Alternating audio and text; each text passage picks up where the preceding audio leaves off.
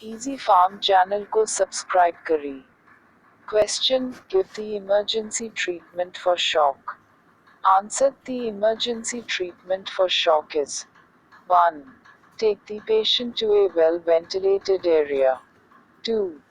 Disperse the crowd tactfully so as to provide proper ventilation and relief from fear and anxiety to the patient.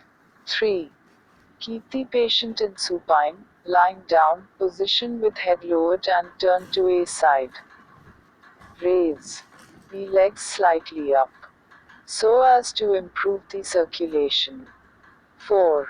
If there is difficulty in breathing, raise the head and chest of the patient. Loosen the clothing around chest and neck. 5. Keep the patient warm with a blanket. 6. Immediately shift the patient to the hospital. Subscribe to our channel for